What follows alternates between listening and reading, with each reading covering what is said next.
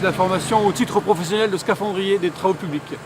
Donc, qui se déroule à Trébordin et ici sur le site de Bégard, dans une carrière.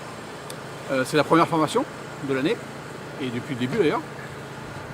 Ils arrivent à leur troisième tiers de formation, là, dernier mois, et on est dans la phase de soudure sous-marine.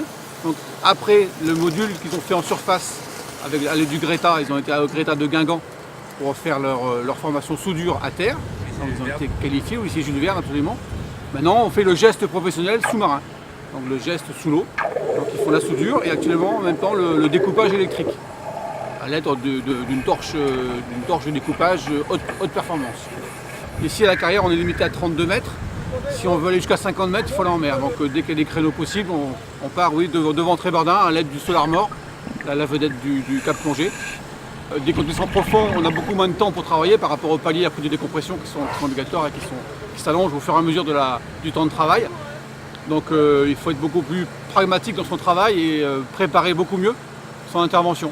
Parce qu'on est limité à 15, 20 minutes, 25 grand maximum. On n'a pas le droit à l'erreur, tout doit être préparé. Tout est préparé, tout est planifié et tout est réglementé. J'ai vu qu'il y avait plusieurs couleurs de tuyaux, il y a aussi un bouton rouge, vous faites sauter quelque chose, non? Non, pas du tout. Le bouton rouge sert à couper l'alimentation électrique. Donc c'est un interrupteur bipolaire. C'était spécifique à la soudure sous-marine. L'avantage c'est qu'il va couper les deux fils. Donc c'est pas comme un interrupteur où on n'en coupe qu'un. Là les deux fils sont coupés, sont isolés. Ça lui permet de changer d'électrode sous l'eau sans prendre le courant bien sûr. Donc ce sera là dans un mois, c'est les premiers à sortir de la formation. Et ensuite ils font quoi? Ensuite ils partent travailler donc, en tant que scaphandrier dans les travaux publics. Alors ça peut être dans les rivières, dans les écluses, sur les ponts, les pics de pont, centrales nucléaires, égouts, stations d'épuration.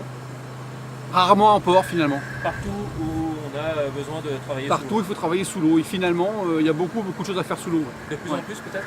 De plus en plus, on espère avec l'arrivée des EMR, des énergies marines renouvelables, avoir un peu de travail dans au moins pas tout ce qui est mis en place des éoliennes offshore, mais par contre après l'entretien, une fois que ce sera en place, une fois que ce sera en route, il y aura de l'entretien permanent, des postes de zinc, il faudra nettoyer les moules, tout ce qui est concrétion, mesure d'épaisseur sur les soudures et sur les structures elles-mêmes, donc tout ça c'est du travail pour les scaphandriers. Ouais.